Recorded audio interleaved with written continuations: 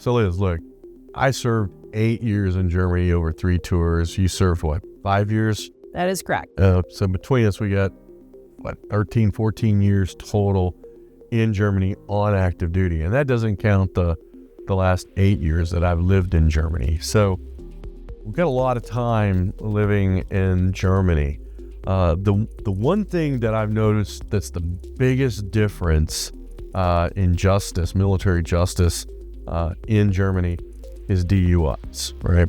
There are 2 tracks, 2 systems that you're going through simultaneously if you get a DUI in Germany. That's the German track and the UCMJ track. And if you don't know how to handle both of them, you're going to lose, right? So what should a soldier do if they're stopped by the Polizei and then processed for DUI? As most of our advice goes to our clients, say nothing other than giving them your identity. You don't want to say anything. You don't want to admit to anything. You don't want to try to justify anything or talk yourself out of anything, because usually the more you say, the worse it's going to get for you. I will tell you, in all the time that I've been in Germany, I have never seen anyone, any American anyway, talk their way out of a DUI from the Germans. Oh, it won't work. Does not happen. And so after you've identified yourself, request an interpreter, request a translator, request somebody who can speak English and German, because there will be things lost in translation. But don't talk about the underlying circumstances of whether you're drinking. If they ask you if you've been drinking, you don't have to answer that question. Correct. Right? Do not answer any of those type of questions that will incriminate you, because guess what? You will see that again. Yes, you will. Now, a field sobriety test, you can be asked to do a field sobriety test, and if you refuse that, there will be a presumption that you're intoxicated. But in Germany, you cannot deny a blood test, right? They pull you over. The first thing they're going to do is a presumptive test. They're going to give you an Alcomat or some other handheld device, and you'll blow in that. And they'll say, okay, we're going to take you in and do a blood draw. Like I said, you can't deny a blood draw. If you try to deny a blood draw, what will the Germans do? They will actually force you to do a blood draw. So they'll strap you down and take that blood. They can physically force you to do it. Okay. And if you're pulled over on a DUI on the economy, who has jurisdiction over that case? Well, kind of a dual track where both the Americans would have jurisdiction and the Polizei, but usually the German Polizei take lead on that, and they will have primary jurisdiction over that case. And the level of intoxication is different under the UCMJ than it is in Germany. Correct. So if you get pulled over on the economy, then clearly it would be under the German standard. Right. And the testing is different, right? They have a different measurement. Ours is per 210 milligrams of milk per milliliter, and theirs is a promil, which is per 100 grams. And so there has to be a conversion. But I'll tell you, there are 2 types of punishments in Germany, right, for DUI. There's the low level, which is administrative, you pay a fine, and then there's the criminal, and you get criminally prosecuted for DUI. In Germany, it's prohibited to drive at a 0.05, or if you're under a certain age, any alcohol, or if there's an accident, any alcohol, right? And under the UCMJ, it doesn't matter. It's all 0.08. So you've got these 2 competing different systems. And so what the Army has done anyway, and I think the other services, because I've represented some Navy personnel in Italy, is they adopt the local standard for administrative punishments, for non-judicial punishment, or for a GOMOR, and you're charged under Article 92, violation of a lawful regulation, for having a blood alcohol level higher than what the local Italian or German government has. Let me ask this. What should someone do if they've gotten a ticket from the Germans and it is above 0.05 but below 0.08 under the UCMJ?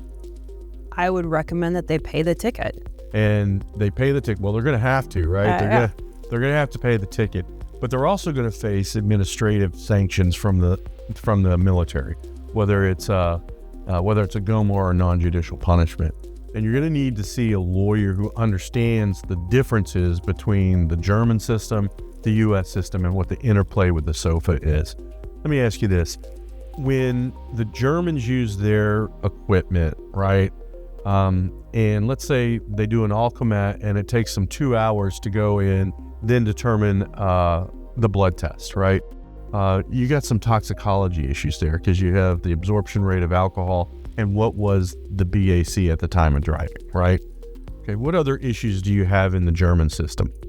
The delay in getting the blood tests, I think, was what you were just mentioning, as well as their process, their devices might not be calibrated the same or as often, and we might not have all of that information that typically you would see in DUI, in the United States. Right. They don't necessarily have the same U.S. standard safeguards, and the U.S. system doesn't have the same standards as the Germans. So in the first 48 hours after you receive a DUI in Germany, don't drive, right? Because you're going to lose your USER or your CTAF driver's license.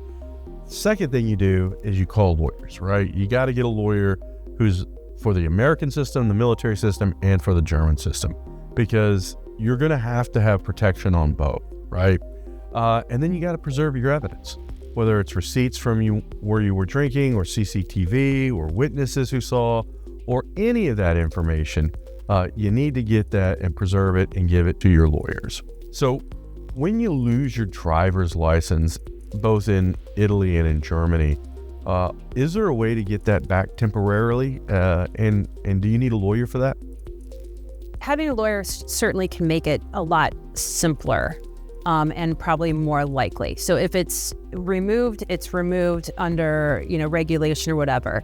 But there can be some exceptions made for extenuating circumstances, or maybe just to get to work and back, or for medical reasons, right. But limiting it. And those are generally made to the garrison commander, whoever owns that particular property or jurisdiction. They would make the decision on whether you get this licensing. Exactly. I've seen the biggest problem in Germany and in Italy are really soldiers and sailors who try to talk their way out of a ticket. All that does is get them into trouble. The second biggest thing I've seen is refusing lawful orders. Right? You can be ordered to provide a breath sample. You can be ordered to provide a blood sample. Just do it. Right? Now you can refuse, but then when you're, later down the road, at some point in time, you can be forced, especially in Germany.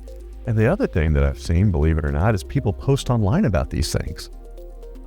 I've never seen anything like it. Yes, keep your mouth shut. You don't want to talk to your friends. You don't want to post online. You want to talk to your attorney and only your attorney. The other thing I've seen soldiers, service members believe that they're going to get around it and their chain of command is not going to find out. And I promise you, if the Polizei pulls you over and they know that you're a soldier, your unit will know, and they will know quickly. Right. So trying to hide this or lie about it is not going to end well for you. Right. Well, the bottom line is you're going to have some collateral consequences. You're going to have consequences that are administrative in nature if you're below 0.8. You're going to have non-judicial or judicial if there's an accident if you're above a 0.8 in the military system. You're also going to have command issues. You're going to have driver's license issues. You're going to have potential clearance issues because you're going to trigger a security clearance for alcohol-related incident. And it's real important that you gather all these records and you seek legal counsel immediately. So if you've received a DUI in Germany or in Italy or in any foreign jurisdiction, you need lawyers who know how the two systems work. And that's us. We're the law office of Will M. Helixon. We are your warrior advocates. You defend the nation. We defend you.